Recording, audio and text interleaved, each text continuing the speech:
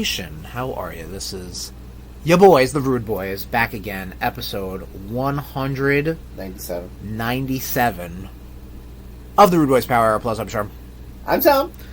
And it is most definitely going to be the last episode of the year. We're pumping out right now. To you. Pump. I knew that was good. That was bait. That was bait right there, my friend. And I fell for it. Hook, line, and stinker. Oh, take it easy, Michael. We'll hear from you later, maybe. It is gearing up for Rudies season. 2025 is almost another closed chapter in your boys' history. Moving on to 2026. We got to celebrate the year, though, properly, accurately, and decisively with the Rudies, the bests of 2025. Yes. And we are going to go through our nominations. We never do a nomination announcement list, but we got to get the hype going. We got to get the hype going for the Rudies Nation. We also ran out of episode ideas. It's almost close to the Rudies. And the Rudies are great. We love the Rudies. The Rudies are a great time. And we want you to be part of the Rudies. So I'm going to put out the call in our social media as well. But here I am doing this right now to you in podcast form. Please, if you guys want to hit us up and do some of the announcements we do, we've had TJ, we've had Aphelion, we've had Michael Morbius, we've had the Ghosts of Dusty Rhodes and Terry Funk announce things for the Rudies, but we would love to hear from you. Obviously, everyone is eligible. We love repeat guest announcers, so come on down and hit us up, slide into those DMs, and we will get some Rudy magic, like we always do. Yeah. Okay. Cool, Tom. Thanks. No, you covered everything. I know. Covered everything. But yeah. So we got the Rudies nominations we're talking about right now. Speaking of awards, we talked about the game. We're going to be talking about the game awards and everything like that. Oh, very cool. We got that going on in Blitzkrieg. We have some catch up to do, but Is in our mouth. Guinness Zero, non-alcoholic drought. I thought so. I just saw these letters together and I'm like, wow.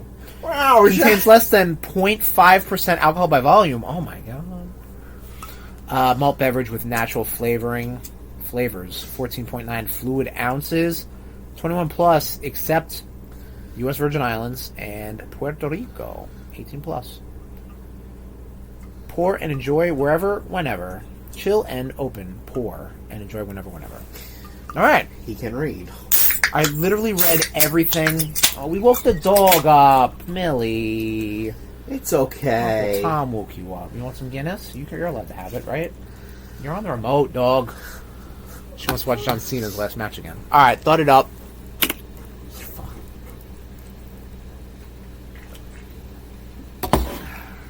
Puppy, it's okay. Really is tasty. That's pretty good. It is. Fuck, I did not get any of the sounds queued up. Oh. I thought you were going to grab those milkshakes. I was like, I kind of wanted a Guinness. Okay. You should take it. You could have said no. Come on. You know me. I don't mind. All right, I got the sound queued up. Might take a few seconds, but why don't we kick it on into gear into Blitzkrieg News.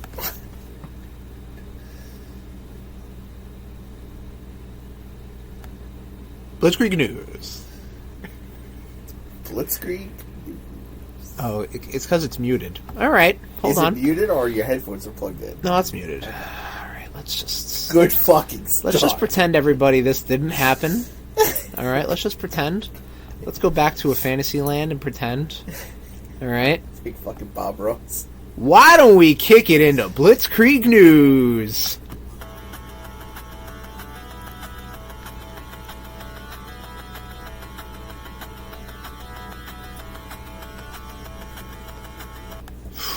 All right. That was a ride. That was a ride straight to hell. Seriously. Much like this fucking podcast. All right. Starting off the games as we always do. Look at that, Chris. I didn't fuck it up. Yeah. the reveals at the Game Awards. Yes, so like we said, the Game Awards happened. Yes. First off, big up to Claire Obscura Expedition 33. Yeah. They came away with a lot of the Winnings. the Game awards for a Yes. lot of the categories they were in. So good on them. They are not, spoiler alert, they're not, it's not being nominated for the Rudies because we have yet to play it. Not this year. That is correct, yes. And Not usually this. we do celebrate,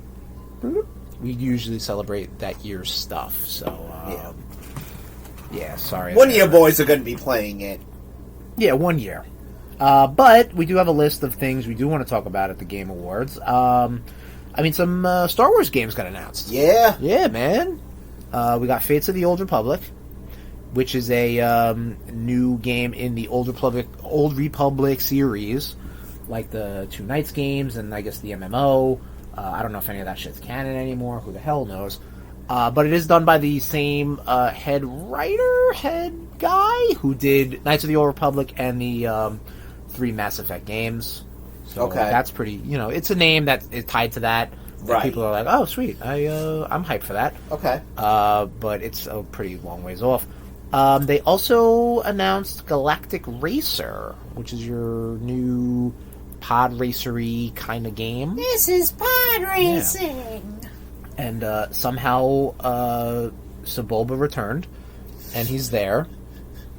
The true menace of the Phantom Menace.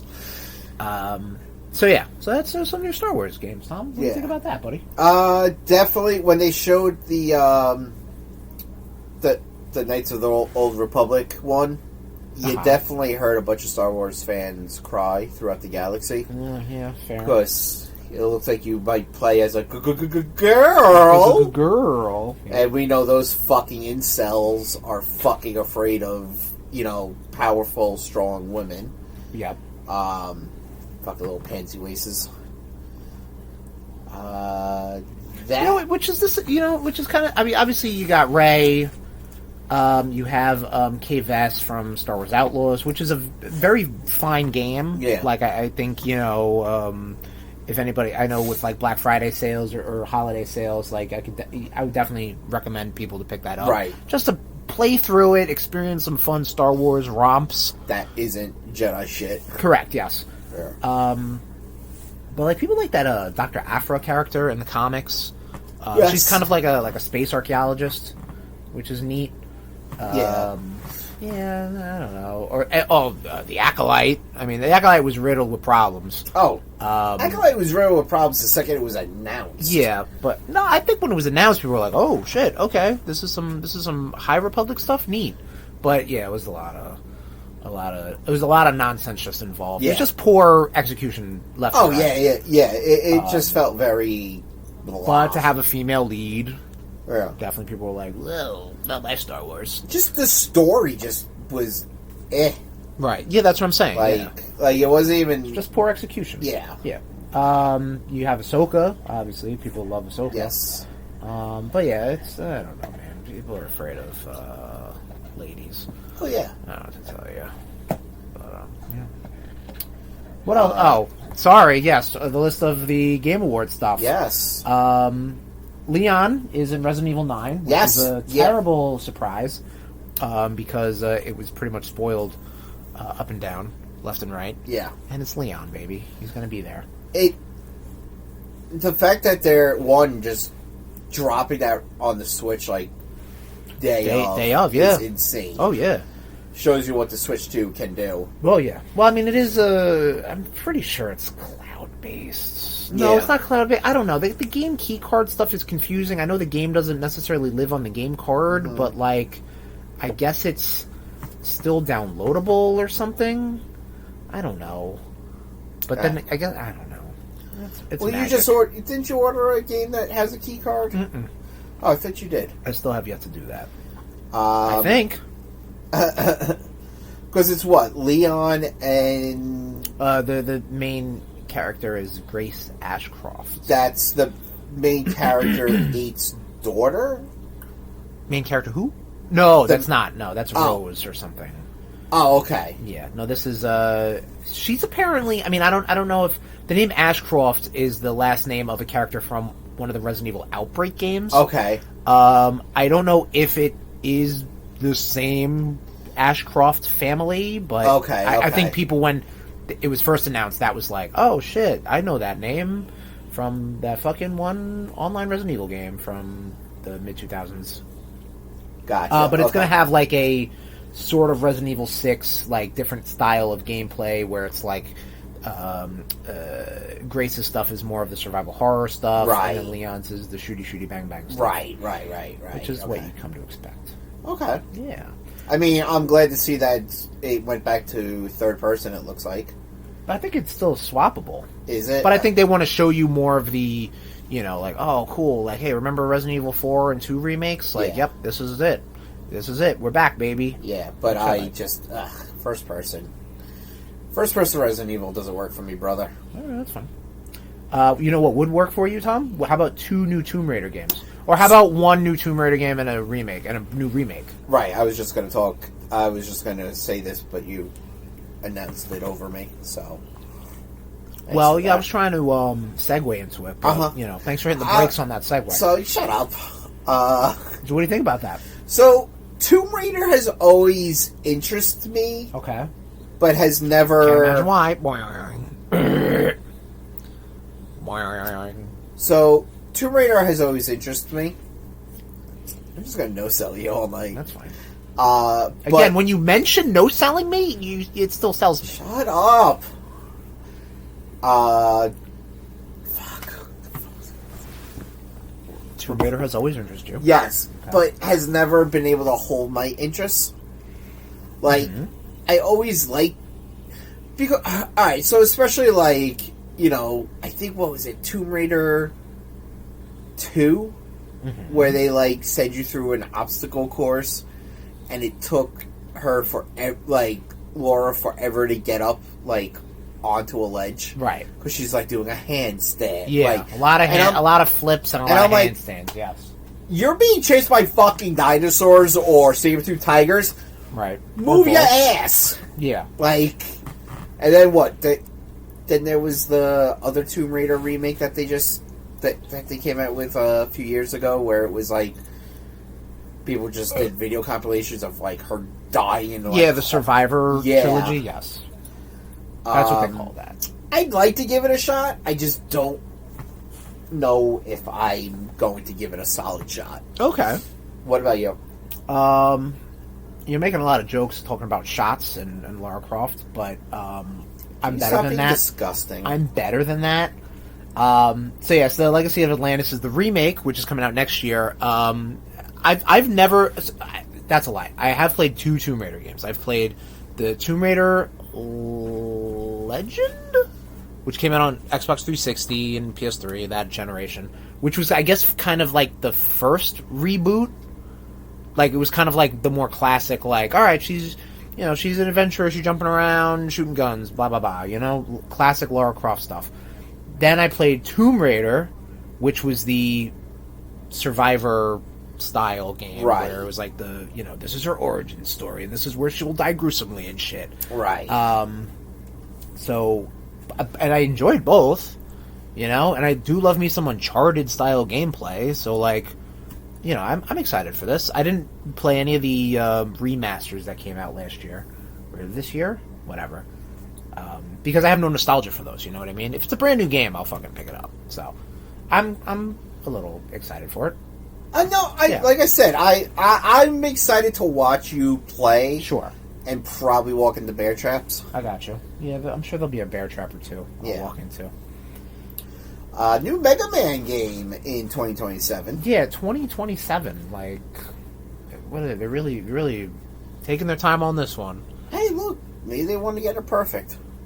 I don't It's know. fucking Mega Man. Yeah, I think they're just going to be like, there's a certain amount of Mega Man will sell. Let's just make it happen, right, puppy?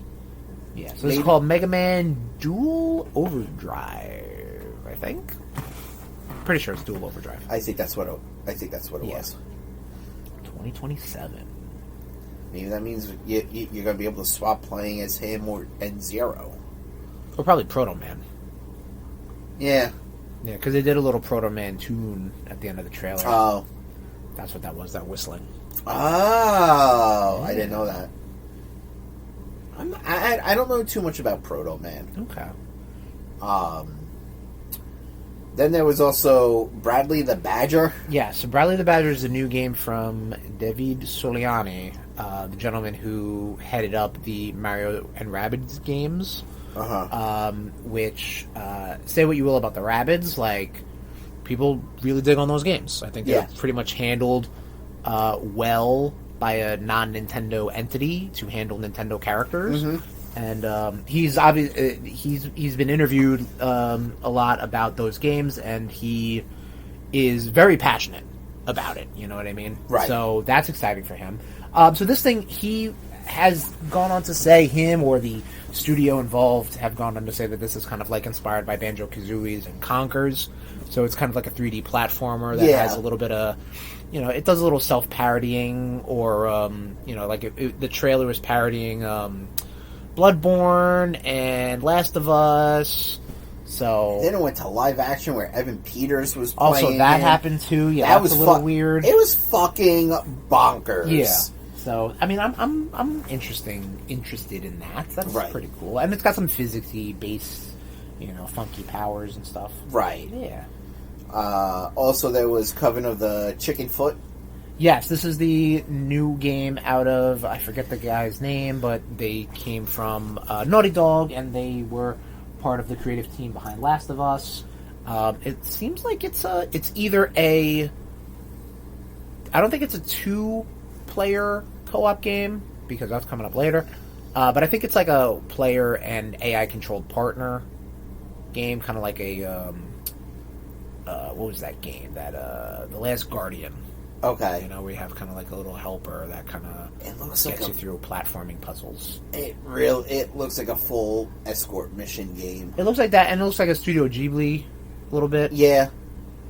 I was saying the old lady looks like Granny from Looney Tunes, and the old lady from Courage the Cowardly Dog. Yes. Yeah, it looks interesting. Not sure if it's a Tom game. Yeah, I don't know about that. I'll have to see a little bit more about. It looks, pretty. Like, yeah, oh yeah, it looks very very striking, very colorful, very clean, very nice.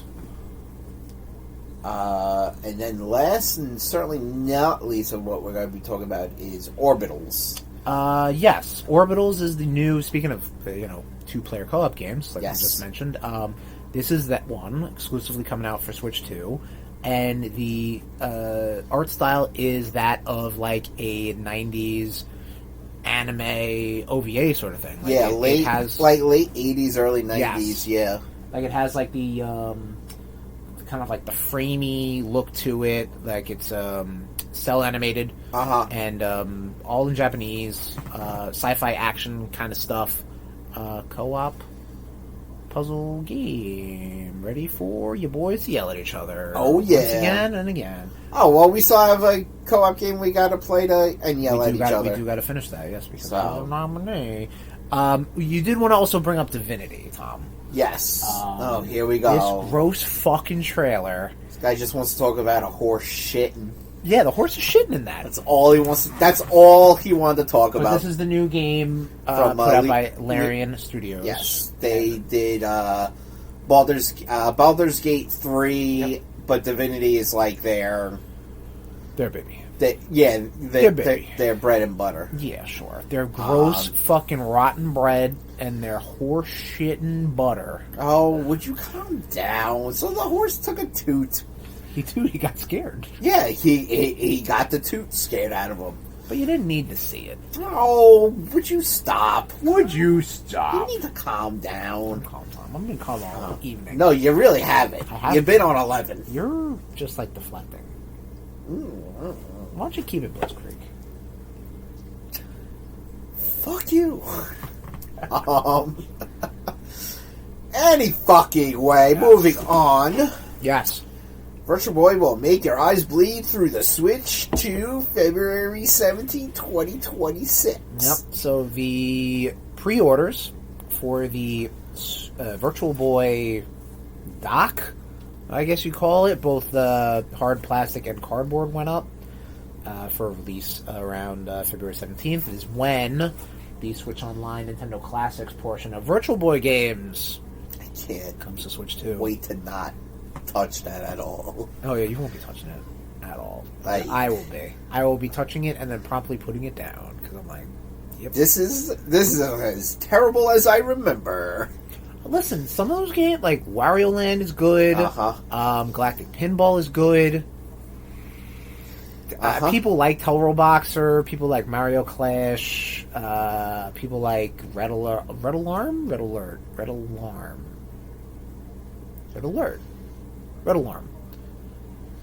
You're looking at me like I should fucking know. I'm trying to get your reaction just in general. I have no reactions about Virtual Boy shit. Alright, fine. Until I watch you play. Right. And watch you look like a fool. Yep, that'll also happen. I cannot wait to put that on video like you did with me when I was playing virtual reality Star Wars shit. Yes. That's a good time, man. That's good. I was glad I got that. Yeah, so was I. I'm gonna look so cool doing it, Tom. You're gonna look like a fool. Okay. Whatever. Well, half of that is proper. I already got you looking like a fool. Yeah. I bet. It's up there. It's on YouTube. YouTube.com/RudeBoyz469. Check our shorts. It's there. Check our shorts. Moving on to comic book news. Comic book news. Marvel Team Up number 14 to be reprinted March 4th. This is the one that has Invincible and Spider-Man teaming up. And it's a in-canon Invincible tale. Okay. They did reference this in... Was it the end of season 2 of Invincible? when he was going through like the different dimensions. Multiverse stuff, yeah. Yeah, multiverse, man, it's happening. Everybody's got a multiverse. But yeah, they obviously couldn't use Spider-Man, so they used like... I was going to say Brown Spider. I think that's the Venture Brothers Spider-Man pastiche. I forget what it is. Arachne Kid, but it was voiced by Josh Keaton.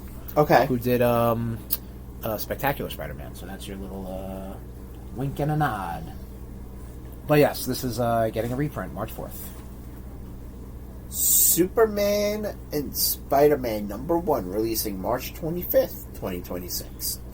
So, hot off the heels of Batman, Deadpool, Batman, they are going to be doing a Superman and Spider-Man. To me, this makes a little more sense than Batman and Deadpool. Well, I mean, 100%, because this is also the 50th anniversary of the first time they ever did a partnership. It just, to me... Crossover. It just makes more sense. Yeah, it's the big guys. And the covers that they're going to be releasing are really fucking nice looking. Yes. The Jim Lee one is of course, yes.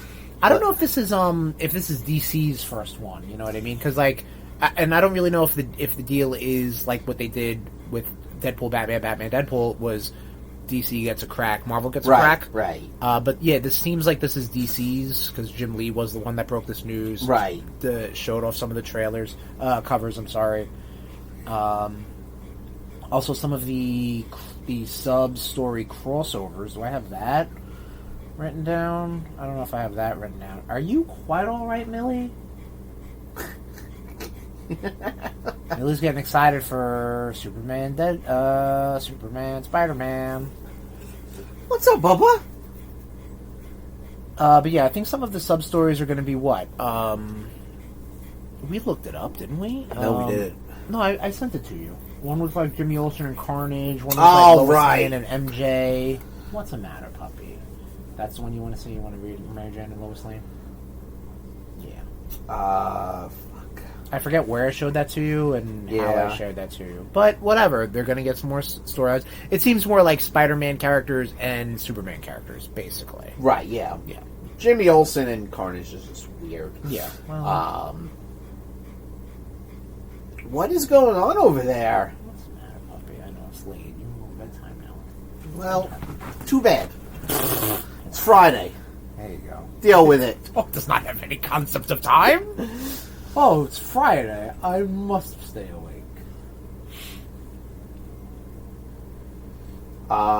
Moving on to movies. Sounds like the Doomsday and Brand New Day trailers or teasers are leaked. Yes, and as of recording now, the Doomsday teaser has been, in some instances for the new Avatar movie, been released. Right. Not to the general public, not via the internet, not officially either. But yeah, this is a thing, and I'm assuming, Tom, just knowing you and how you are with spoilers and shit like that, and being locked in on the internet and all that good crap. You did not know anything about this until I just read it. Until you just read it, Correct. like it being released with Avatar. Okay, Correct.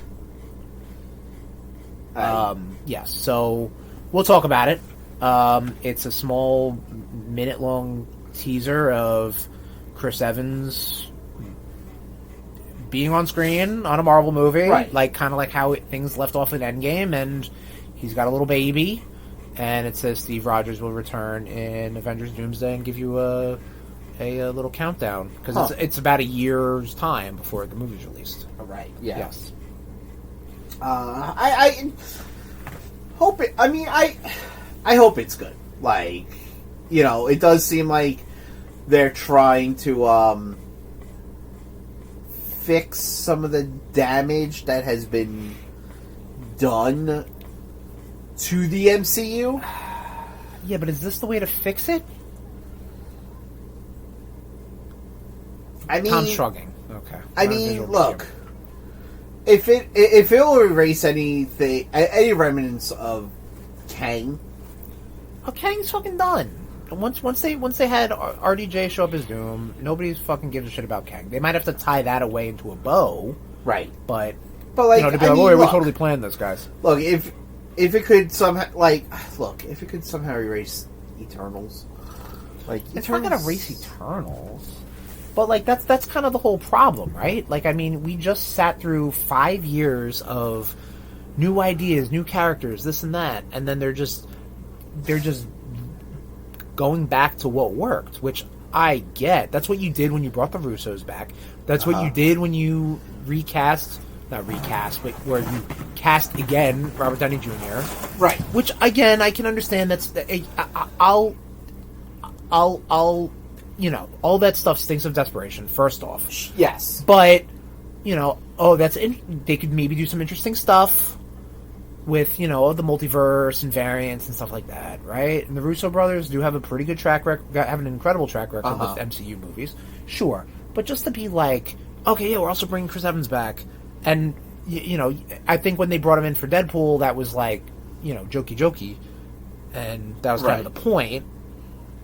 But I don't know. This seems like, I don't know. Steve Rogers had a pretty good send off. I keep having to tell my girlfriend in these movies, because he was able to go back in time, live his life. And you're right, I don't know what they're doing in Doomsday, but it's not even like, it's, for me, it's dialed back to like cautious, you know, not like cautiously optimistic or like, oh, I have faith in them.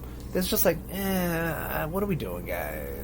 But like, we also don't know the damage that Steve Rogers did staying in the past. You're right, but like, we also didn't need to. Like, if they never addressed it again, they'd be like, all right, cool. Yeah, I like seeing what repercussions there could be. Okay, and they can talk about it. They don't need to dig them back out and do it. I don't know. Well, again, it's, we can't say what's going on now. Right. We gotta, let's see how this plays out. Exactly. Sort of thing. And also the Brand New Day trailer teaser. Look, also Marvel's already got... Someone was filming it with like a fucking 0.1 megapixel camera, and it looks like shit. So, like, videos that you used to send me from your old iPhone. Yeah, exactly. Yeah. And, Gonna fall. no, she's alright. And people are thinking that like they still don't know who Sadie Sink's character is. People are still are really saying it might be Jean Grey. Madeline Pryor was another one I heard. I didn't hear that. And I'm like, you can't have fucking Madeline Pryor until you introduce Jean Grey. Do whatever you want. No. Oh, so now everybody's got to go by the book, huh? Now everybody's got to go by... mutants, yes. Oh, okay. Well, guess what? That's how it Kamala works. Khan's the first mutant, so suck a dick. Who? Kamala Khan. No, Apocalypse is the first mutant. Not according to the MCU, brother. The first introduced mutant. But Apocalypse is the first mutant. No, Apocalypse does not exist in the MCU. We don't know that yet. Tom, we don't know fucking anything if they don't Apocalypse fucking show could it have to been- us, brother. Apocalypse could be working in the background the whole time. Yeah, so could fucking... It made no sense. Chris, don't let me get to you. So you're so funny because, like, you want to be like, I want to see what happens, so I need to see Chris Evans, Steve Rogers do these things. But I can also fantasize that Apocalypse exists in here. Yeah, imagination's a hell of a thing, Tom. Yeah, Yeah, why don't you live with that? I do every day. Yeah, and then so why don't you shut your mouth, open your eyes, And keep it split screen. yeah, there you go. Artie is out in future Terminator movie, says James Cameron. Yeah, so James Cameron's doing the rounds for his new Avatar movie. People are Great. asking him about what's up with Terminator, and he's like, yeah, like if I was gonna do it, we gotta push it. You know, he did say something along the lines of like he's really gotta like think about how he can make a new Terminator movie science fiction now because like a lot of this fucking shit's coming true with all this AI and you know, deadly robots and shit like that. But he is saying that he's like, he's moving away from having Arnold Schwarzenegger portray any character in the Terminator franchise. Yeah, he says that now. Oh yeah, until Fox as well. Is Terminator owned by Fox? They are, right? Or like Disney, I guess technically now. I don't know. Yeah. I don't know. Well, either way, someone's going to be like, hey, we could really use this bump. Sure. We could really get that Arnold Schwarzenegger guy in here. He's famous. Trailer talk. Trailer talk. Supergirl, July 26, 2026. Yes, this came out last week as per recording. This and looks fun. yeah. Definitely does give me some Guardians of the Galaxy vibes to it. Like, Yeah, in a good way. just the first Guardians of the Galaxy, Yeah. not the other two subpar ones. I'll stand by that. Yeah, of course you will.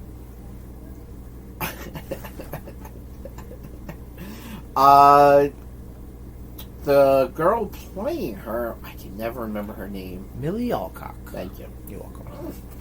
Why do you gotta giggle? Why did you have to say it the way you said? I feel like I said it with the proper pronunciation of her name. You're Don't let me get to you. You're a character.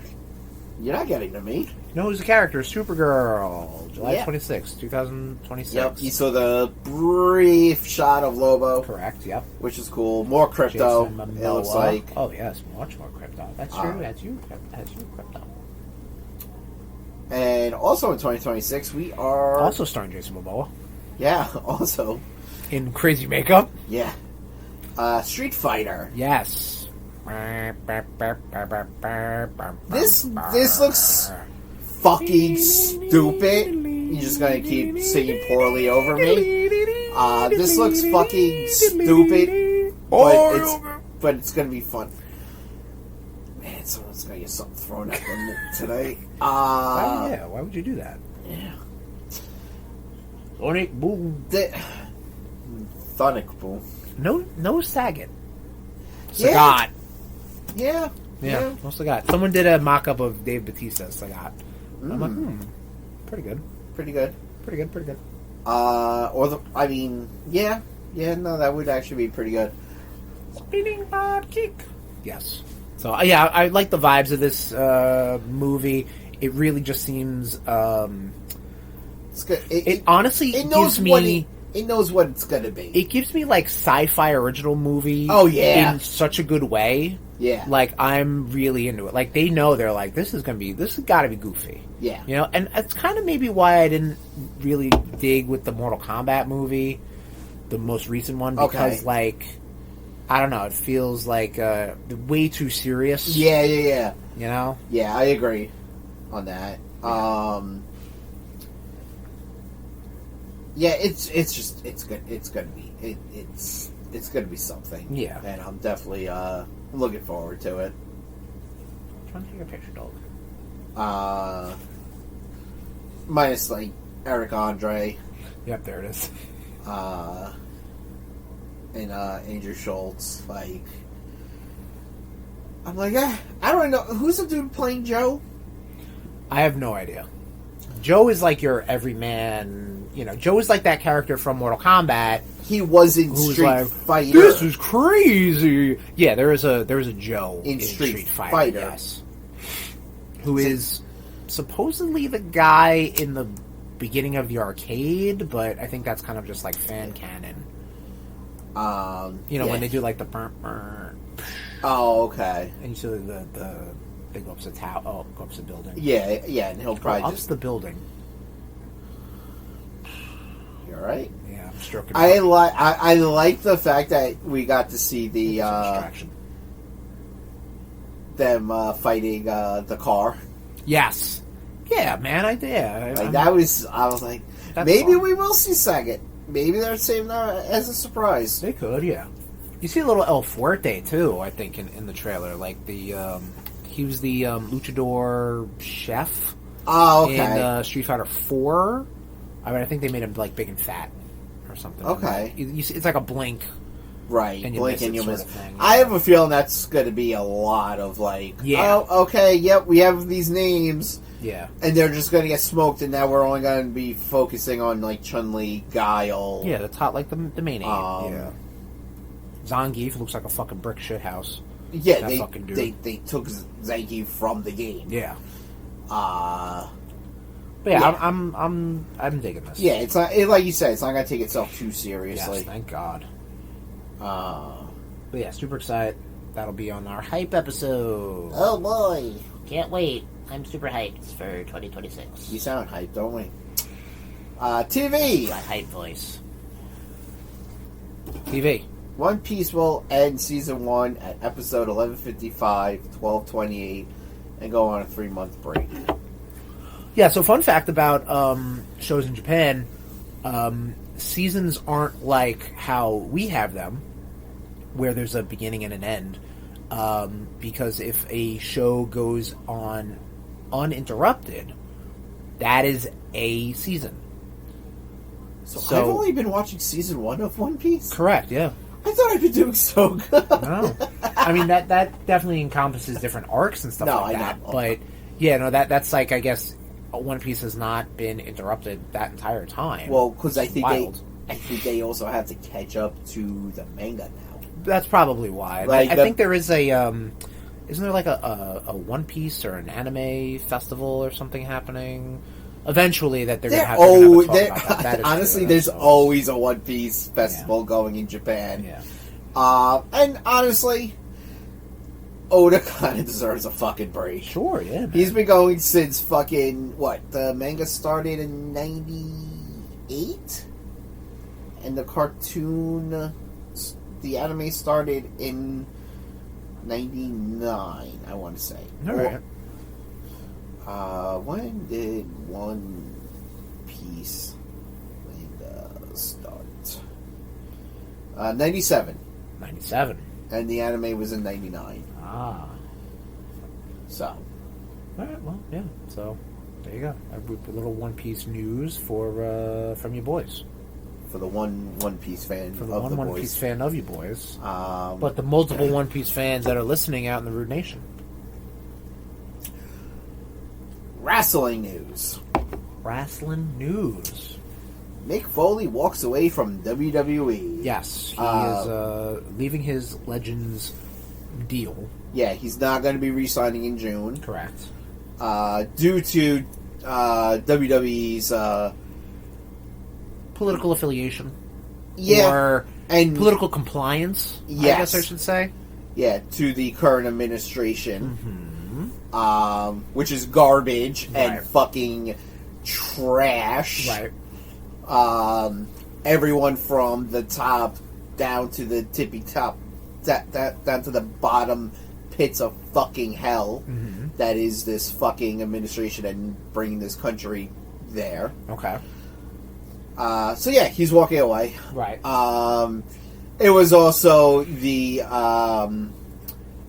disgusting comments that the quote-unquote leader of this cesspool of a country said about Rob Reiner. Right. Which we'll discuss Yes. in a few. Yep. So yeah, you know what? I'm definitely glad to see Foley is standing on business. Right, yeah. You know, some people are like, oh, well, we'll see what happens in June when he needs money. Foley doesn't need fucking money. Like, Foley's... Yeah, Foley doesn't live. Foley was fucking stretching pennies back in the day. Yeah, even when he was main eventing Yeah. shit. Like, Yeah. he doesn't... Like, He would fucking... he was a known fucking cheapskate Yeah. on the fucking road. Yeah, he would carry his stuff in a garbage bag. So- I don't even think a garbage bag. I think he would just carry his clothes. Yeah. He'd wear them all, like, you know, a la fucking Joey from Friends. Yeah. He'd just wear everything. Right. So, good on you, McFoley. Your boys stand with you. Yep. Just don't talk to Maven. Huh? Just don't talk to Maven. Yeah, you talk to Maven, we're done. I gotta cut ties with you, Right. Foley. That's all it takes. Fucking Maven is fucking trash. Uh-huh. You fucking piece of bald-headed shit. Get fucked. Okay. You get me worked up. You do it again. Yeah, I know what goes on. Moving on to Essential News. That's that news. Disney invests $1 billion into AI. Ugh. Yeah, that's fucking gross. Yeah.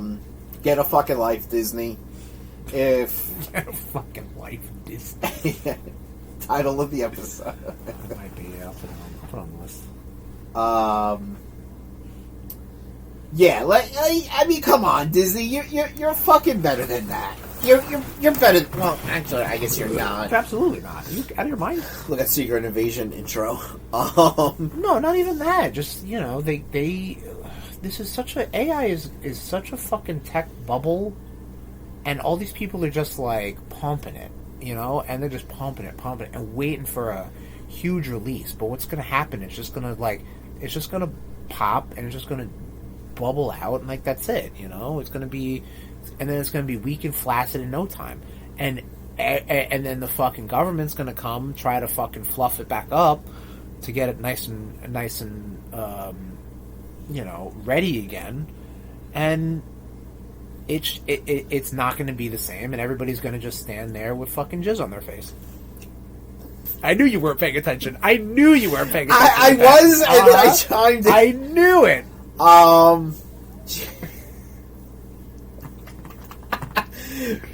You know who said no to AI though? Who? Crunchyroll. Oh yeah, especially after what Amazon fucking tried to pull. They flat out were like, we're not gonna use we're not gonna use AI voice dubs. Good, man.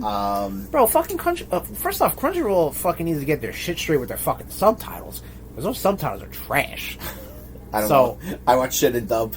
Well, so do I, but like I want to put the subtitles on too, just so I can see what's going on. But the subtitles are like terrible.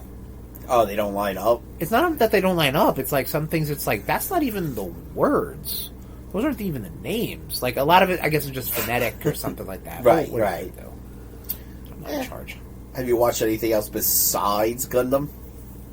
No, I've been trying to binge through 2025 stuff. Ah, Gearing up for the Rudies, puppy. you're a better man than I am. No. I didn't even do that. What? Moving on. What'd you Jesus say, looks fuck? big. What'd you say, fuckhead? I didn't get any reminder on that. Not to be outdone in the line of corporate accusations, Sony gets the rights for Peanuts. Good for them, right? Good for them, Sony. Right? Good job. I can't wait to banana. I can't wait to see the fucking Sony Dark Universe. The Sony Dark Universe? Peanuts and... Yeah. Fuck it, they're gonna get Sydney Sweeney to play Peppermint Patty. They can't afford Sydney Sweeney. Well, they can afford Peanuts. They pay their people in Peanuts. Yeah, that's what's happening. But yeah, good for them. Good for Good for them. them. They saw an opportunity, and I guess they're like, oh, we'll buy this company that has Peanuts in it. Good for them. Who the fuck owned Peanuts?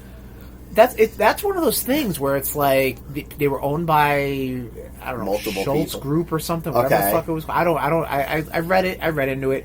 It wasn't even like, oh, we're gonna buy Peanuts. They were like, we're gonna buy this company, and it was like, oh, Peanuts are here too. We'll take Peanuts. You know. That's too fucking funny. It's kind of like when, me and my brothers playing with the other kids in the neighborhood, and like if I got picked on a team, my younger brother would have to be picked with me. Okay, he was like a 2-for-1 deal. He was like the package deal. I got you. Oh, there you go. Yeah, the little side accessory. Exactly. And last but certainly not least, let's see if we could fucking get through one. Rest in power to Mr. Rob Reiner. Obviously from All in the Family, director of This Is Spinal Tap, Princess Bride, just multiple movies, and starred in multiple movies. Drugs Are Bad. He was unfortunately his son, who's mentally ill and an addict, unalived him and his wife. So yeah, drugs are bad. Mental health in this country sucks and definitely needs to be looked at more. I agree with that. So we say rest in power, Mr. Reiner. Yes, sir. And Mrs. Reiner. Michelle Reiner. All right. Think about it up. Thud. And that is all we have for Blitzkrieg. For Blitzkrieg News.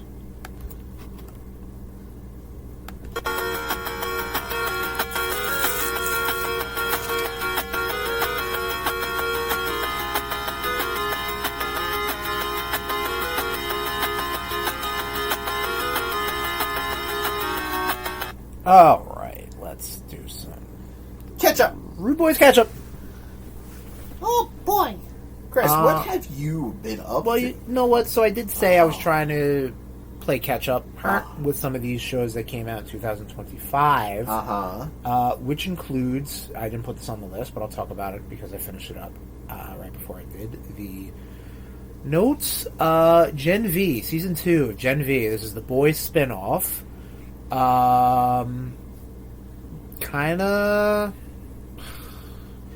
Here's the thing. I think when the Boyz first started, I think everybody was like, "Oh man, this is something some edgy new. stuff." Yes, this is some new, and they have to keep dialing it up every season, right? Right. With the gore and the over the topness of everything. Yeah. You know what I mean? Which I know you're a huge fan of when things pull that shit. Sarcasm. But what Gen V does, because I feel like it's wholly original from the Kirkman, right? Does the Boyz? Yes. Oh, Kirkman does Invincible. No, Kirkman does Invincible. And the Boyz is Garth Ennis. Yes. For those who don't know, Gen V is like superhero high school or college, really, and whatever. And the thing is, like, a lot of the characters, like the one character, the main one, Marie Monroe. She's like a bloodbender, right? Okay. So, like, that's how you can show so much blood on screen, Like, okay, cool, you got all the gore. Perfect, I understand. Some of the other characters' powers seem to just be, like, very throwaway, but just to be, like, oh man, look at that! Like one character, side character, like minor character, but you see him has a black hole in their ass, so he can like it's like a pocket dimension, right? Exactly. So it's like, oh man, people climbing out of his ass, you know. There's a character that can control her hair like Medusa, Okay. but not on her head. What the fuck? Yeah, exactly. Like it's so like. Oh, that's gonna be a tootie. I'll say this: the elevator pitch for this season was not bad, but it, with the Boyz finishing up next year, and this is a full blown spin off in the same universe sort of deal. I was getting vibes of like like when you read issue 1 through 5 of a main Marvel crossover, right? Okay, and then you read 3 issues of a tie-in, and it basically touches base with it at the beginning. Maybe a character shows up here and there in the middle, and it has to wrap up into it by the end. Yes. That's exactly what it felt like. So I don't really know how important the plot is for the final season of The Boyz, you know what I mean? But it just felt like what did I just watch? Now, was this the final season of this I don't show? know. I think it might be. So, a big plot point of this show was the unexpected passing of oh my gosh, let me pull up the actor's name. He passed away earlier this year in a motorcycle accident. And his death is pretty much felt in the show. Was he like the main character? He was one of Chance Perdomo. Last year, I'm sorry, he passed away right before production. So but what was the question you just asked? Does this wrap up Gen V? I really don't know, because it seems like they're gearing up to lead into the final season of The Boyz. There doesn't necessarily seem to be much more plot of Gen V to touch on, unless we see what happens with The Boyz. Again, I don't really know. But now, did Gen V tie into this last season of The Boyz at all? If it did, it was honestly, so minor. I think the Boyz all got captured by the members of Gen V not members of Gen V, but the members of that cast who were on the bad side. Okay. And I think that was like your only major point of crossing over. So, yeah, your mileage might vary between that stuff. Gotcha, okay. All right, a little behind the scenes. It's a new day. We recorded way too late. It's a new day. I needed to call it. And we're in Casa de Cash right now. But we're picking it back up from RudeBoyz Catch-Up. The quicker version, I would hope. Finished up Andor Season 2. I really did like it. So watching Season 1 of Andor, I definitely recognized that it was a slow burn. And they do this, they almost do arcs, it's not one big... It is one big story. It's like the birth of the rebellion. But, you had the arcs in the first season of basically trying to recruit Andor, and then the heist on the Imperial stuff, and then the prison break. That was pretty cool. They do similar stuff in for season 2, where it starts off as in 4 years before the Battle of Yavin. Okay. So and it all basically leads up to the moments before Rogue One. Right. So you have a arc where Andor is trying to steal a new TIE fighter and get that to the rebellion, and then it jumps forward a year. They do another arc, jumps forward another year, and then what's cool is that you see just how developed the rebellion starts to get, and you see how evil the Empire is. There is, what was that face? They're not evil. You need to watch Andor, man. They do some. They talk about fucking. Extermination. They talk about extermination. They talk about basically just harvesting a planet. Basically, the idea of what they did with Jeddah You Okay. remember in Rogue One, they basically Yeah. kind of mined the entire planet for the Kyber, for the Death Right. Star. They basically had to do that for another planet. They're basically like, what can we do to basically get our in?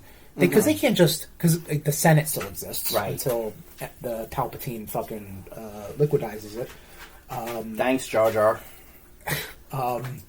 But he, you know, they can't just go in and take the planet. Like, no, what they set up all these machinations to basically have it be like the Empire has to be like, oh, well, this is retaliation. We have to just now take the planet and everything. It's Right, you right. know what I mean? And it's like fucking, and you see, like, they talk about that like 2 years into it, and then like the year of the Battle of Yavin.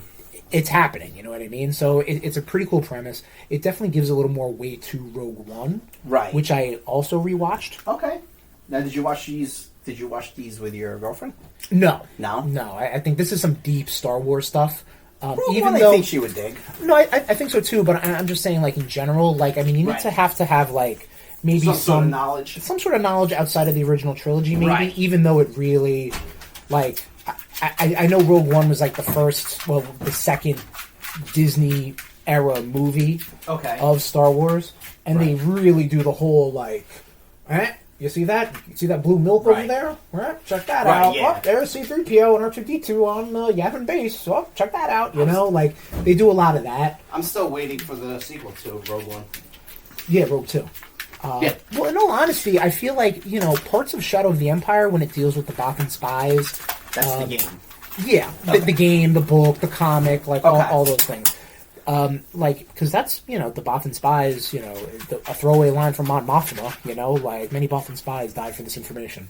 Like, Gives a shit. Shut up, Mon Mothma. listen, Mon Mothma is a killer character in Andor because she is that type of character that needs to put on a brave face because she needs to be, you know, the good senator girl, but is also funding the rebellion and all the chaos that goes with that. Stellan Skarsgård is fantastic in this also. Diego Luna. Honestly, I think I've tried. I know you've tried it, and, I've tried a lot. what sucks is that it is really good, and it is so not Jedi shit, which Which I'm a fan of, but I don't know. There was a point in time where I was just like, I just don't care about anything that's going on right now. okay. It's a slow. I think what helped get me through season 2 mostly was knowing how overall good season 1 was, and then hearing such good things about season 2 Right. that I was like, even the slowest episode, I was like, nope, I can get through this. And then by the end of it, I was like, that was fucking pretty good. And knowing You that know?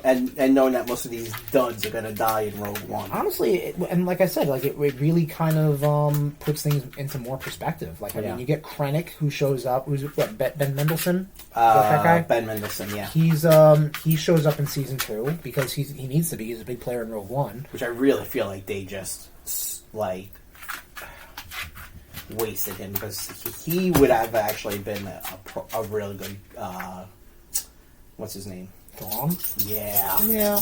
He would- It's good to get more evil Empire guys. Yeah. You know what I mean? Because like that was what I was about to say about Rogue One is that like they really do the whole like get a load of that. It's Dr. Evazan, you know, and Pondo Baba. Like, all right, cool, great, thanks. I mean, it's a little cliche now, but you know, you see all the fucking shit Andor had to go through, man, and you see Right. like all the stuff that like so Andor's love interest. I forget the lady's name. She was in Morbius, so obviously I can't believe I don't remember her name. Is she the woman scientist Yes, from Morbius? yes, from Morbius. Yes, it's a Oh wait, no, Yeah. that was Venom. I'm like Mona Lisa from. no, not. I was like, Mona she- Lisa Saperstein. Yeah. It's Andrade. I forget her name, but you know when she sees it.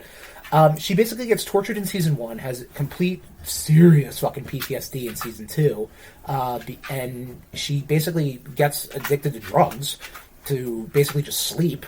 You know, and it's like shit like that. Like you actually see like the fucking Star Wars part of Star Wars, Right. which I love. Which is also what I loved about Rogue One was like seeing like the Battle of Scarif and you know guys getting in there and fucking ready to roll. You know what I mean? Like that's fucking cool shit. The chick who played Bix. Yes. Colleen. Yes. Okay. What's her name? Adria Arjona. Yes. Yeah. So yeah, she was great. Andor season 2, I really don't know if I can say anything bad about it. I'm gonna be honest. I really did love it. Didn't the character's husband fucking sell out Andor? To the Empire? Something like that. But again, that it needs to fucking happen. And clearly, Andor got the last laugh. Technically, he got the Death Star plans to the rebellion. So, I guess really, Jyn Erso did. But whatever. Same difference. Because she had hope. Oh yeah. Hope. Rebellions have built on less. Hope. I should probably pull up the list of things. The amount of times that they say the word hope in fucking Rogue One. And spoiler alert, Andor doesn't coin that on his own. Like, he gets it basically fed to him during the thing. Like, there's, oh my god, like, it's really good. It's a shame you don't like it. I understand the pacing is very slow. Right. But, like, if you want to you throw it on, and it just is on, like, that was the way I did it. I binged it, basically. Yeah. I didn't do the weekly format for that, even though I basically watched it once a day. There goes little DMX. Little DMX running around. It's no, I'm glad you like it. It's absolutely incredible. I'm glad you enjoy it. I'll talk about One Battle After Another. Watched it last night with my girlfriend. Watched it in between recording sessions. Didn't get the hype. I'm sorry. Was a little just like, meh, like, I don't know, it just kind of just happened, you know what I mean? We were talking about it in the car when we were driving out to a friend's birthday. I think the most endearing thing about the movie was how normal everything felt. Like, it wasn't characters, it wasn't John Wick, it wasn't fucking Liam Neeson, on Taken, you know? Like, it was fucking just Leonardo DiCaprio being some guy who has a skill set, who was just kind of like trying to get his fucking daughter back, you know? Like, and I think that was probably, and like the humor of that was probably the best part. Not saying much. Didn't really dig it. Sean Combs' The Reckoning. Watched the 50 Cent documentary about, well, not about, but he executive produced it for P. Diddy, who I did not need any reminder that he was a bad boy for life. Yeah, I always fucking hated P. Diddy. I thought he sucked. I was never an East Coast rapper kind of guy anyway. Right. There may be like 5 Biggie Small songs. We're just going to ignore all that.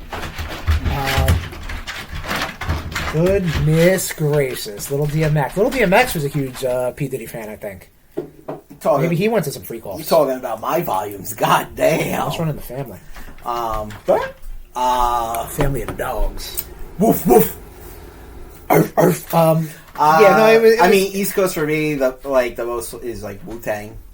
I don't even consider. I mean, yes, they are East Coast. I don't even consider them East Coast. Like, I feel like the whole East Coast was, Biggie Smalls and that crew, and on the other side, Tupac and the NWA. And the funny thing is, fucking Biggie and Tupac were friends before fucking Diddy came and started fucking putting ideas into this. You're not wrong. And I think that was probably the most interesting part, like, knowing that stuff. Like, that's cool. Like, and then maybe learning about, Diddy's past or whatever. But, like, I didn't need to,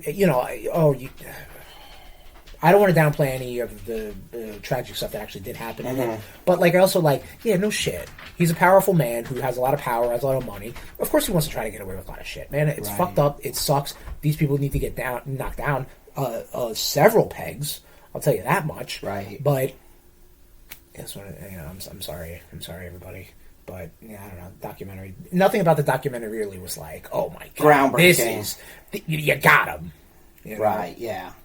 It's like, hey, he's a fucking creep. Yeah, awesome. Yeah. And water is wet. What else? You've been up to some stuff, Tony, right? You watching some things? Yeah, I watched Santa Sleigh. Okay. With Bill Goldberg. Oh, Bill Goldberg. Playing a killer Santa. Where he was... A Santa who kills. Yes. Okay. He was bested by Hanukkah Harry. By an angel. Okay. And the deal was he had to spread cheer for 1,000 years. Okay. Now, this deal was ending in the year that whatever this movie takes place in. and he was just going around killing people. Okay. And now it's up to a kid who's a descendant of that angel who defeated him in, what the fuck is the game? I do not remember this movie being as fucking complicated as you're explaining it. So, neither did I. Jesus Christ. Neither did I. Uh-huh. That was mainly because every time I watched this movie, I was fucking drunk off my fucking ass. Yeah, okay. And now watching it with, like, sober eyes, I'm Right. like, huh. What the fuck is the game? Curling. Oh. Like, he had to beat Bill Goldberg in curling. Bill Goldberg. Uh-huh. Long story short. Too late. Fuck you long-winded ass. Wow. Get me so angry sometimes. Oh, yeah, see that. Let me get you. Shut up. Where the fuck was I going with this?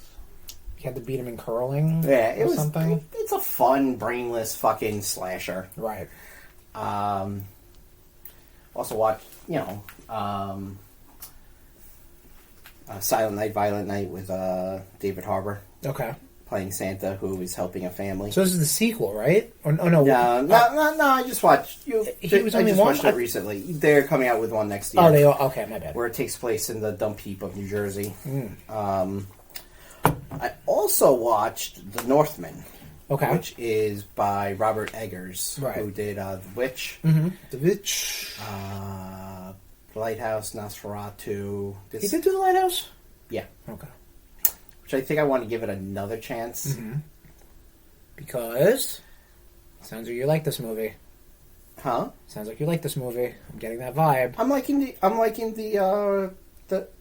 director. Okay. So I'd like to give the Lighthouse another chance. Okay.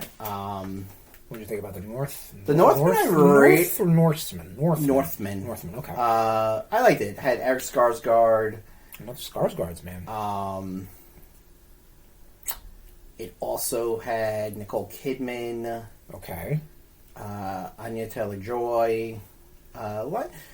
It takes Norse mythology, Right, okay. and it's also very it definitely takes ideas from Hamlet. Mm-hmm.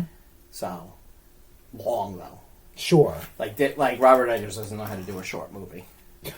It's like, oh, you want me to do a movie? Okay, it's going to be about 3.5 hours. How about 2.5? All right, I could trim a little bit of fat. Yeah, I could trim some fat. He did not. Yeah. I don't think. Did I see The Witch? I saw The Witch. That was, I think, the only Robert Eggers movie I've seen. His remake of Nosferatu was not bad. He's also coming out with a werewolf one. Man wearing an Egger suit. A werewolf movie? Yes, called Werewolf. Werewolf. WULF. A werewolf. Because it takes place in Germany. Ah, da. And Das Aaron Taylor Johnson's going to be in it. Okay. Also read... We gotta watch Craven. I've been wanting to watch Craven, but you're like, no. Because it's gonna be so boring. I know! But fucking deal with it. Guess what we're doing with Christmas Eve? I brought Sonic 3, but obviously we're not watching it tonight. Alright, we could do it on Christmas Eve. Movie marathon. Yeah, Yay! maybe we'll go to the movies for Craven. No. No? No. Why? It's a lot of effort for something I really don't want to put any effort into. I'm gonna be honest, dude. It's Craven. Yeah. That's so Craven. Yeah, that's right. I also read the first 3 issues of Chip Zdarsky's Captain America. Chip Zdarsky's. Really fucking good. At first I was reading, I was like, I don't know how to feel about this, because it's like... Yeah, what is actually the premise? I know, I'm setting you up to explain. Okay. Because I want to make it seem like it was my idea. Yeah, is it? Yeah. Yes. Yeah, fuck. So, Captain America was still frozen in World War II. Okay. But instead of getting woken up in the 60s and unfrozen, he is found and unfrozen in the 2000s. Okay. So post 9/11, post, going to war, with the Taliban and Okay. everything. So they're, it's him kind of just figuring out this super modern time that Right. he's woken up in. Right. Even more so than the 60s. Now, is this a new canon, or is this just a new take, or I or believe... is it? I think this is kind of like the way Marvel's going. Okay. Because I believe Daredevil's also going to be getting, not rebooted fully, but like, it's starting from number one again. Oh yeah, no, they're getting. I mean, they do that, but I Yeah. mean, this seems to be a very big detraction from. I mean, yeah, it is the same thing. Like Cap is frozen, Cap wakes up. Right. Got it. So- but like they do. I know Marvel specifically plays fast and loose with all the timey-wimey Yeah. stuff, but like. When you put American history up in the mix, like that's Yeah. a big thing, like so. If he's waking up, air quotes now, because I'm saying now in the past 25, 30 years, where was he this whole time? Or they don't talk was about frozen. that. No, I understand that, but like in all the the fucking Kree Skull War, the all these other things, like what happens with that? They don't talk about it. No. Interesting. Okay. Yeah, which, I mean, fuck, whatever, Kree Skull. But you know what I mean? Yeah, I know what you Onslaught. mean. Yeah. I can't think of any other big Atlantis attacks. Yeah. Like Secret Wars. Avengers vs. X-Men. Yeah, exactly. I well, even though that would have, I say that if he woke up in Oh, yeah, then that 2003, would've that would have happened. But So, there was a Captain America. It was, again, a kid who was, like, kind of scrawny, very, very, like, very Steve Rogers-esque. gotcha. Pre-super soldier Yeah. serum. Gotcha. They give him the super soldier serum, but he's all like, yes, I'm going to do everything by the book, and Right. like, this is the mission. So, pretty much, Thunderbolt Ross is, he goes to Captain America. He's like, look, there's a guy in Latveria we kind of need taken care of. Okay. You're going to be our guy to do that. Okay. So, the first 5 issues is him dealing with Doom, and then the next. Oh, so the guy is Doom. Huh? The guy is Doom, or No, the guy is no. He's a No. Captain America guy as well.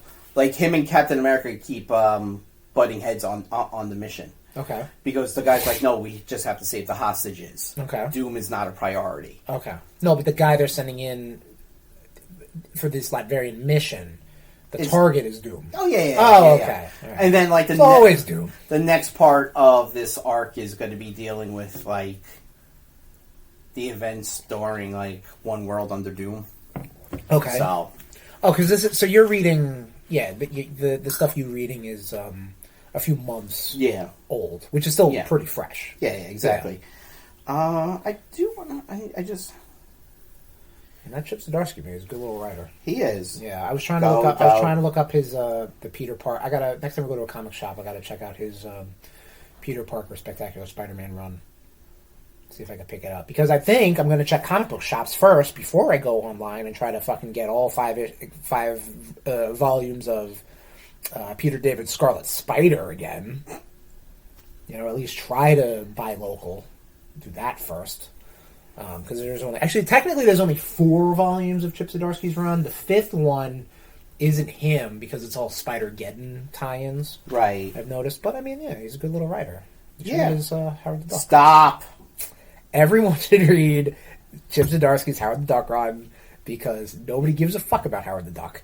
And if you do, you already read it, and it's hilarious. It's just funny. Every so often he just goes, wah! It's very funny. Like... and he writes not funny good too, Yeah. Not funny good too. He not comedy, action, his Daredevil shit's awesome. Spider-Man Life Story, Spider Shadow. Good little writer.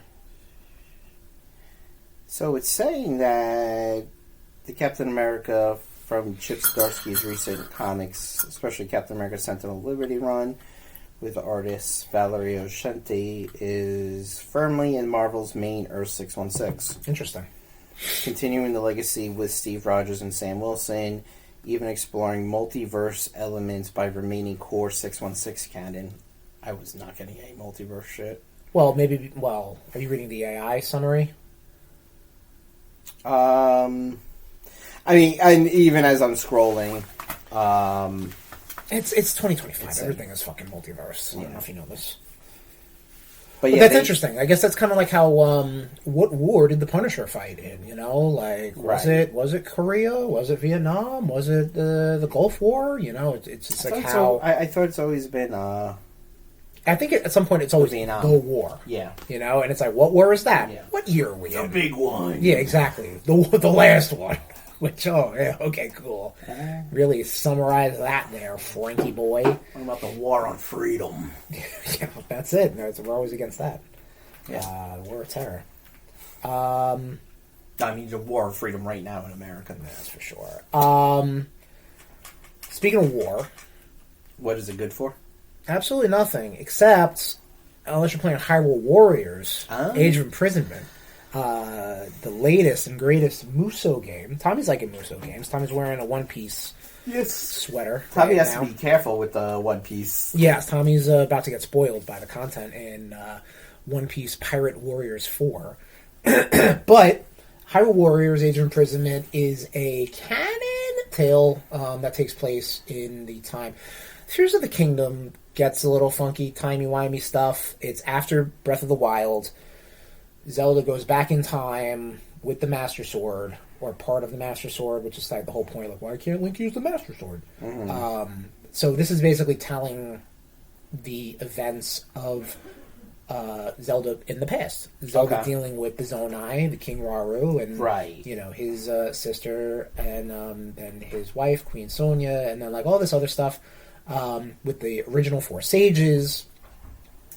It's a whole lot of nonsense. I'm going to be completely honest. It's really like, an excuse to just beat up Bokoblins, like 5,000 of them in 15 minutes, and have a great time. You know, I do like seeing how many guys I could like beat off.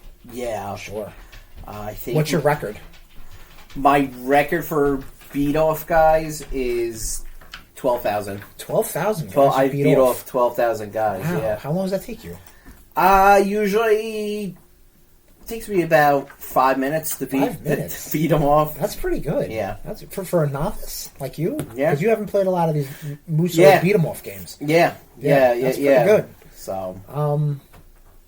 But anyway, what's your highest of guys you've beaten off? You know what's funny? I remember playing the original Hyrule Warriors, and they had this mechanic where you'd have to find these like gold sculptulas. Okay. Like they would just spawn on the map. Right. And you had to get them before they disappeared, so you get like a concept art or something. Like, you know, it's like extra Easter eggy shit, right? I remember one level I was trying to like farm them and be like to get all as many art pieces as I could, right?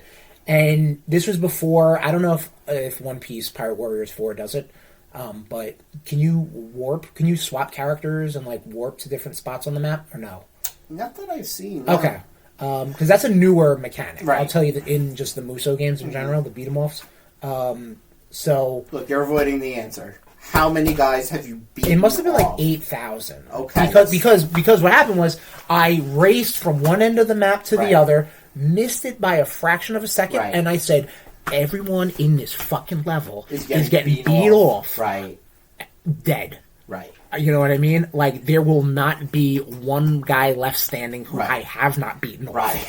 Okay? And it was over 8,000. Nice, okay? nice. And I took my time this one Good. because I was thorough with this beat-off session, okay? So, something like that. I don't know. I remember tweeting it back then. I was so mad. I was like live tweeting it, and I was like, I'm going to kill everybody. And I think it was like 7,990. And I was like, of course I can't hit 8,000 because that would just be too nice. You know what I mean? So like, whatever. So you technically didn't beat off 8,000 guys. I'm rounding it up. Yes. I'll have to check the tweets next time that it shows up on my timeline. Embellishing how many guys you've beaten off. I know. I'm really inflating my numbers of how many guys I beat off. You're right. I'm sorry. I'm a fraud. What can I say? But Hyrule Warriors: Age of Imprisonment. Uh-huh. It's fun. It's a good Musou game. It does a lot of the Tears of Tears of the Kingdom. Wow, that's yes. Tears of the Kingdom. Tear and All right. tear. Tear and tear. Tear and tear. Spelled the same way. Okay, but sound different when you say it like a human. Right. Okay, but if I'm picturing it in my head and I flip up, you of all people should not get on my head with. Oh, I will. Yeah, I see that. Because you get on me for every little mispronunciation that I do. Tears of the Kingdom. It has a lot of trappings where like you can fuse stuff, which I don't do, and you can use a lot of the Zonai devices, which I do on occasion because it's like gives you a lot of elemental stuff. Like you can pull out a flamethrower and the fan, and it kind of like makes it like a fire tornado. Right. So I'm like, and it causes massive damage, and like, oh, that's pretty cool. Like that's neat. But like after I beat it, and I was like, after I was done beating off all these guys, I was like, you know what, I'm good. Let me move on to Metroid Prime 4 Beyond. Nice. Metroid Prime 4 Beyond You sound is about it. quite okay right now. I love me some Metroid Prime, man. And the remastered that came out a few years ago on Switch is mwah, chef's kiss. Wonderful game, right? So you would think after 8 years of all this talk about Metroid Prime 4 Beyond, I would be like, yeah, I need to play this constantly nonstop. And of course the dog doesn't let me play that much, but whatever. It's kind of all right, you know what I mean? Like it's not knocking my socks off yet. Okay. I see the warts. I see the fact that like you have that big desert hub world and there's truly nothing to do in it. So there's that. The little side characters they give you, truly not the worst thing Metroid's ever done.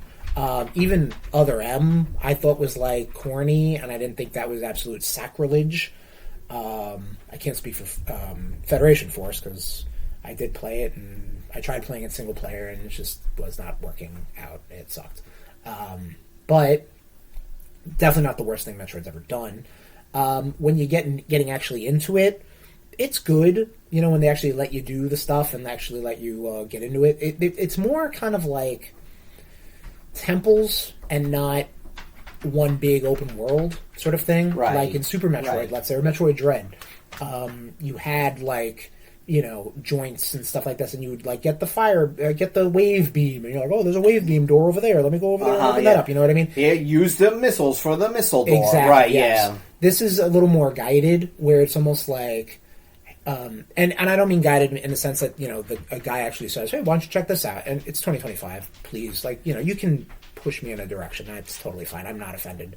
Especially if I don't know what the fuck I'm doing. Right. So, but it's a lot of like connecting the dots. It's like their dots are numbered, so you go like, oh, I go here, I go there, I go here, I go there. Instead of like I go here, I can go over here now and check this out. You know what I mean? Like some of the things do that, like the boost ball, which I got. The boost ball is, you're not a big Metroid fan. The boost ball, isn't that you can jump, or you can stick to the walls with it? That's the spider ball. But similar idea. Like you get a new item, you get a new power. Okay. And that's the thing. Trying to remember, I'm like, where the fuck did I see those boost ball, rooms, spinners they call them, because you go into it and you. Yeah, the aliens holding it. Yeah, and, exactly. You know, holding the ball, and then you got to jump onto the ball and take it inside of you. Yep, and then you get a new power. You get jizz on your face. Yeah, exactly. Yeah. Are we playing the same thing? Second time? Never mind. Jizz has been on your face in this podcast. Not on this podcast. Anyway, on this episode. Right, not on this episode, specifically. But also, that's another thing, too. Like, Samus has psychic powers in this one, which is, like, unnecessary, but whatever. So she's Jean Grey now. Yeah, but, like, I don't know. Also, the story's kind of weak. Like, I don't know. Like I get, like, Samus and, like, some of the Galactic Federation all got transported into this weird dimension. Nobody seems to, like, care. You know what I mean? Nobody seems to be like, we gotta get out of here. Like, what the fuck? Right, yeah. You know, it's almost like, oh, hey, cool, you found this chip. I can put this in your gun, and you can shoot a flamethrower. Like, all right, shouldn't we be, like, trying to get us the fuck out of here? Like, I don't know. It's a little weird. It doesn't seem like Samus's motivation is all over the place. She sounds more motivated than the person playing her. Even then, I don't think she is. Like, She's like, whatever. Yeah, basically, yeah. Like it's Same almost like shit. she's finding these keys only because she's like she was told to. You know what I mean? Like, I need to find these 5 keys, and she's like, all right, I'm on it. Like, what? All right, you're in this weird dimension. Don't you want to go home? Maybe I guess this is the way to go home. But like, do you know that? Or maybe this is their home now. Or maybe I better make the most of it now. I mean, what are you gonna do? What are you gonna do? I'm gonna keep playing it. Is what I'm gonna do. Sounds like you're gonna be playing it still begrudgingly. No, I do enjoy playing it. It's just part of it is like, Blah. what are we? Yeah, What are we doing What here? exactly are we doing? Why are we here? What is the motivation for Samus? It is definitely not the strongest Metroid Prime game. Certainly not the strongest Metroid game, and that's okay, as long as everything else kind of balances itself out. And right now, I gotta get through this game to kind of be like, all right, this is how I feel about it. So, are they just with Metroid series, or is this just Metroid Prime series that they're just going with the first-person shooter for now on? The Metroid Prime sub-series is predominantly first-person, or pinball, because there was one of those. Yes. Even the Federation Force was a Metroid Prime game. Gotcha. It was first-person, yeah. That's all I've been up to, Tommy. You got anything else you've been up to? No, That's I got all you've been up to. Huh? No, that's all I've been up to. All right, that's all you've been up to. I mean, I don't want to say too much about Ghost of Yotai. Oh yeah, no, I appreciate it. I mean, you can give a quick little. Like, no, I can't. Like me, likey. Oh, it's a fucking beautiful, fantastic game, and nice. Has definitely brought me to tears at points. So, that's all I'll say. Well, I feel like there's going to be more we're going to say in the next few episodes. Why don't you get off your ass and fucking play Ghost of Yotai? Why don't you shut the fuck up? And let's go to the next section. The Rudies, everybody. 2025 Rudies. We talked about it earlier in the episode. We are ready. We are opening up our DMs, like we always do, for people of the RudeNation, members of the RudeNation, to come in if they want to be guest announcers for the Rudies. It's something we haven't done because it's award season out there. I think definitely this is our like 8, 9 version of the Rudies. It's cool that the world is trying to follow us and get into the award season also. You know what I mean? Like, you know, the golden whatever the fucks, I don't know. The Golden Globes? Yeah. I guess they're biting our fucking thing. The Game Awards, like, yeah, they're biting our fucking style. Yeah, we have not been nominated on any of those listen, award shows. The king does not have to, whatever the phrase is. Anyway, we're better than them. They can eat a dick. They should be nominated for us, but they ain't because they suck. There you go. But yes, we're speaking about nominees. Speaking about nominations. We never do these. But we're going to do this now. It's a special. We're going to go through the nominations for each category of the Rudies 2025. It's what we call a filler episode. Yeah, well, even though we're like an hour and a half in already. So, Rudies for games, what we got nominated. Tommy, you want to go through the thing? No funny voices necessary? Oh. You can do a funny voice. Michael Murphy's ain't here today. You already cut me off at the ankles. Oh. Knees. For games, we have Ghost of Yotai, Marvel Cosmic Invasion, Blade Chimera, Split Fiction. Now, so is this just games we haven't finished yet? Well, these are games we've played. We've both played, in some form or another. So, I mean, this is a little behind the scenes too for us too. Like, we're going to talk about the Rudy process and everything like that. A lot of the nominations we try to fill out with things we've both experienced, you know, so we both have our own opinions on said thing, right? Makes sense. We filled it up with games you don't like, right? But you did play them, and that value your opinion with that. Same thing with movies. Sometimes I don't like or whatever. But yeah, Ghost of Yotai was clearly going to be a nominee for Rudy Game of the Year. Cosmic Invasion, when that was announced. Split Fiction was a RudeBoyz Game Club game since fucking February. Blade Chimera, nobody's talking about Blade Chimera. I don't understand this. It's a phenomenal... Split Fiction was earlier than February. I think it came out in February. Nobody know. Or we started playing in February. I don't know what to tell you. We could check our YouTube archives because we did start to stream it, actually. Nobody talks about Blade Chimera. Blade Chimera is fantastic. Even it is nominated, so hopefully it gets the rub that it needs. If it doesn't win, what? It came out March 6, 2025. All right, so close. You said earlier, too, so you were wrong. Yeah, but you were so adamant about it. You thought earlier than that. I don't know what to tell you.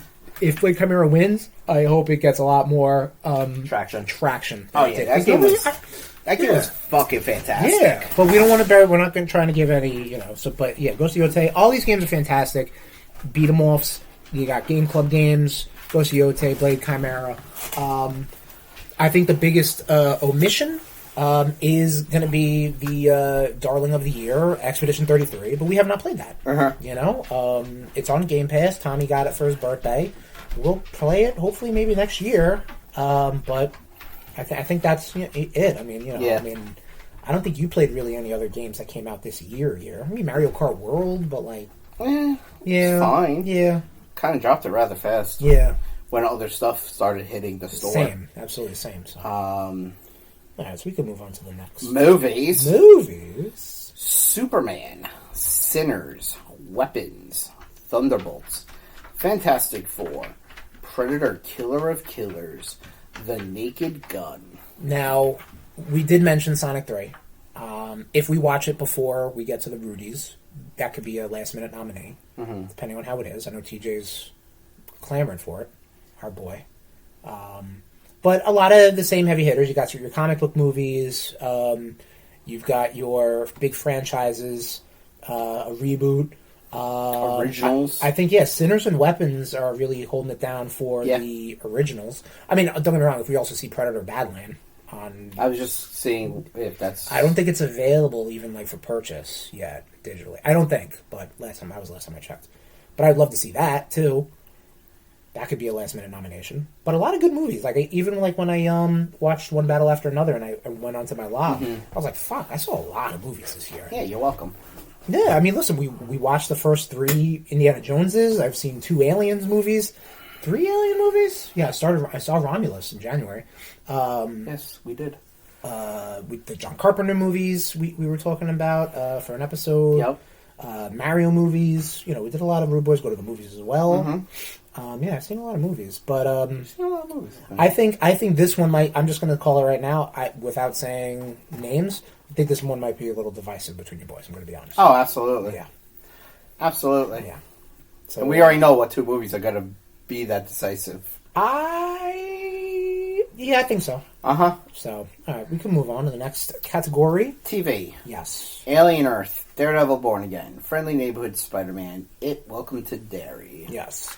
Like I said earlier, we try to fill out these categories with things that we've seen. Sometimes, if a category is a little too late, we try to just fill it out. And that one's maybe there's something on this list that might not win because one of your boys didn't see it, and you're just gonna have to figure out what it is. You're gonna have to tune in next time and hear which one didn't win based off of that alone. Same thing with the next category. Returning TV. Stranger Things Season 5, Andor Season 2, Peacemaker Season 2, Castlevania, Nocturne Season 2, The Bear Season 4. Yeah, so we kind of... This is a category that's filled out. I'm not going to name names. I'm not going to say which one is which. So, keep the mystery. There's also shows on here that aren't finished yet. Like Stranger Things Season 5 is not fully out yet. It'll be fully out... It'll definitely be fully out by the time we record the Rudies. Yeah. So... But it's still in contention. It's the final season. I'm pretty sure it's one a Rudy. It's the final season. I did write the previous winners down, but I didn't go through all the Rudies episodes. Season 1 or 3. Motherfucker! I thought I had it. Oh, Rudy's Hall of Fame. Returning to TV, Stranger Things Season 4 in 2022. Was a winner. So, can it repeat? Which season? Season 4. Season 4, okay. It was nominated for returning. I don't know if... So, the returning TV category was new as of 2020. Or maybe 2021. Because, again, I'm still kind of going through the episodes and pulling out. Because, sometimes I note which one wins each episode. Sometimes I don't. Have pulled out. Cool. I'm glad you needed to get that fucking joke in. All right, yes. Shut up. And a category that we really had to kind of cram a whole lot of stuff into. Wrestling. Yeah. Braun breaking out. Becky crashing out. Rhea, Bianca, Io, WrestleMania triple out. I just want to keep using the word out. I'm glad you didn't use any other verb. Okay, you got it. Stephanie Vaquer, Joe Hendry, WrestleMania moment. Cena's last run. WWE buys AAA. So I forgot that happened. So I put that in the nominee. Yeah. They just had, I think it's a Clash of the Titans or War of the Titans on. Last night. Yeah. As for recording. But I mean, that's been a huge thing in the business. So it got nominated. Cena's last run, we're not necessarily talking about his, obviously how it ended or his heel turn or anything like that. Let's flood it up for some Canada Dry Blackberry Ginger Ale.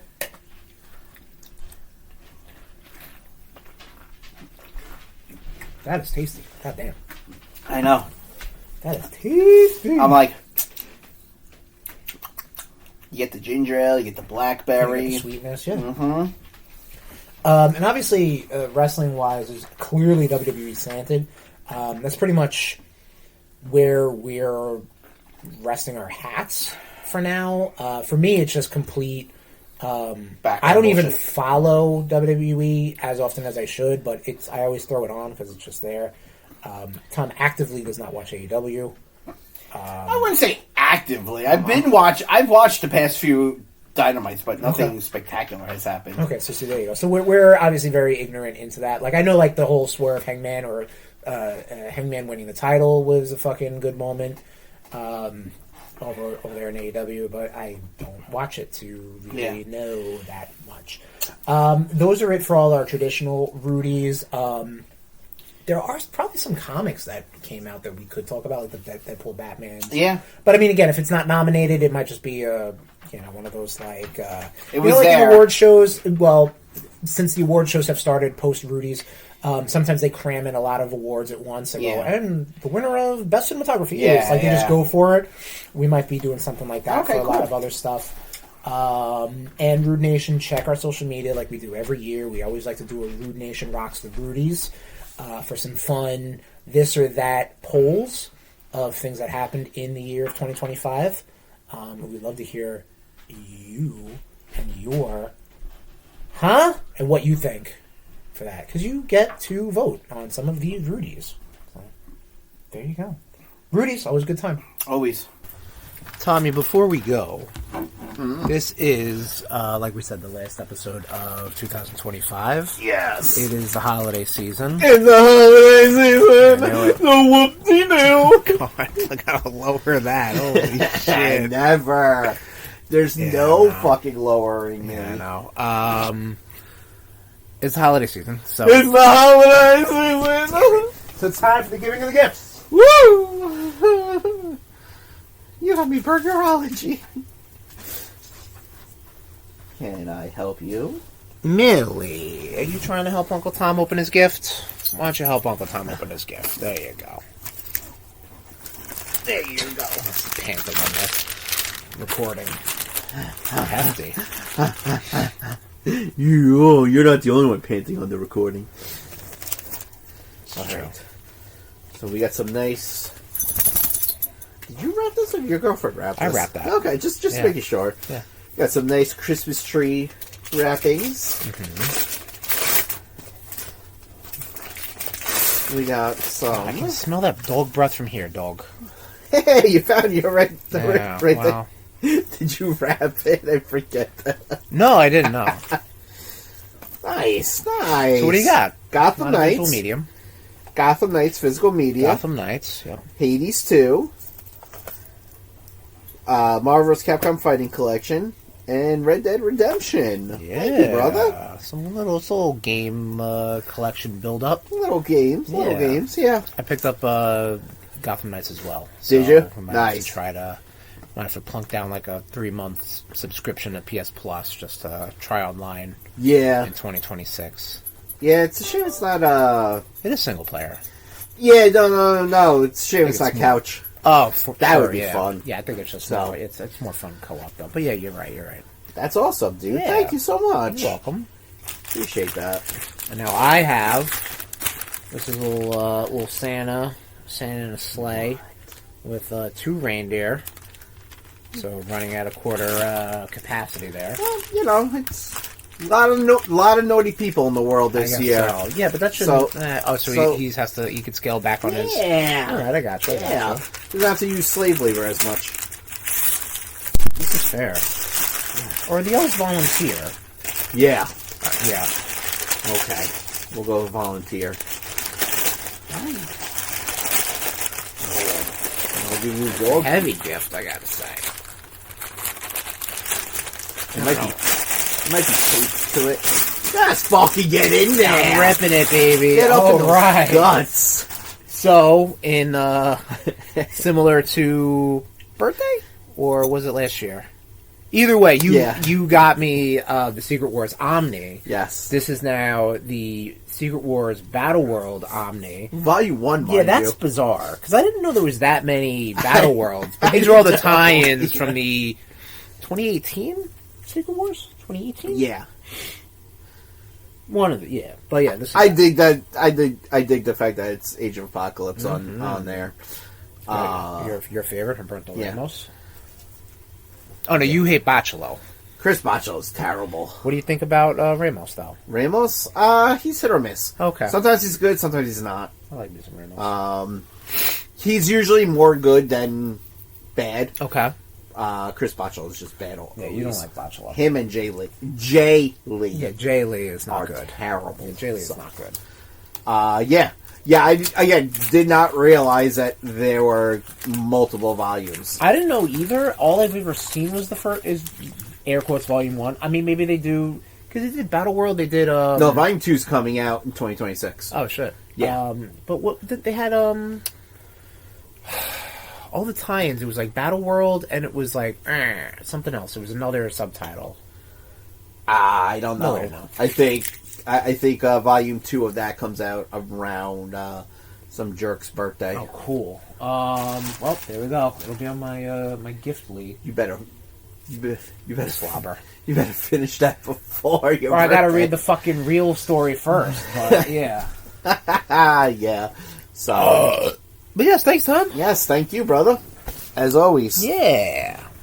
And on that note, RudeNation, thank you for joining us again. Episode 170... 97? 97. We're getting close to 200. 200 is going to be the... No, it's going to be the episode after hype. Yep. Wow. We have to do Episode something big. 200. We have to do something big, which we probably won't. Yeah. Basically. Maybe we'll have some surprises by Maybe. episode 200. Maybe some pop-up. We have to, interesting. Okay, we'll talk. We have to Yep. go to the second level of Casa de Cash and discuss. and speak with It's people. the people. Okay, no problem. So- We'll have to see what's going on. We're keeping it hush-hush. We're keeping it close to the chest. Putting it under our hats, if you will. And balls. Okay. Yep. All right. And, yeah, it gets ruined. Say my night gets ruined. No, it gets ruined. Everything gets ruined. Yeah, episode 197. How do you close this? No, I don't fucking know anymore. We used to have an outro. I threw it out in this age of 2025. Yeah. Was this, or was it... When was our... This was our Loosey Goosey hour, right? This was the end of Loosey Goosey. We started it last year? We stopped doing Loosey Goosey, I want to say... March. More. March. March! You're killing me. Oh, March. Lousy March weather. RudeNation, thank you for joining us for 2025. I know it's been a pretty wacky year in general, but for your boys. But we love you. We want you to keep riding this wave with us. This is our last single-digit year. We're going into year 10 in 2026. Oh boy, we're gonna have to have a big birthday episode. We should, yeah. We We won't. definitely should. 10 years, man. Actually, entering year 10, not 10th anniversary. Tommy. You Tommy, fuck me up every do this time. fucking pedantic bullshit. But it's New going day to be... starts at 12:01. No, it does not. Absolutely does not start at 12:01. And that clock is right 3 times a day. Oh, my lord, yes. And the sun shines on a dog's asshole, right? 3 times a day. 3 times a day, even. Wow, crazy. Anyway, if you want to hear The more sun of can that... shine on a dog's asshole if the Why are dog you still talking? if the dog has short hair. The sun can shine on the asshole then. Do long-haired dogs not have assholes? But it's covered, so the sun's not shining directly on the asshole. Okay. And that's how we close. And you got fired from PetSmart? No, I quit. Oh, because... Do you want to say, or did you sign a non-disclosure agreement? I found a better job. Okay, sure. At the time. Right. Okay. It wasn't just examining dog butts? You sure? Yes. Are you sure about that? You sure about that? You sure about that? Any fucking way. That's how we're ending this episode. Yeah, that's how we're ending it. Talking about dog assholes. We, join us on our social media platforms. We're going to wish you a happy new year on that. Watch out for the Rudies. Watch out for RudeNation Rocks the Rudies. That is going to be out there. It's going to be great. It's going to be wonderful. I really should put that shit together very soon because the Rudies is the next episode. So, hit us up for the announcement. RudeNation, we love you. Have a great holiday. Have a great rest of 2025. We'll see you next year on the RudeBoyz Power Hour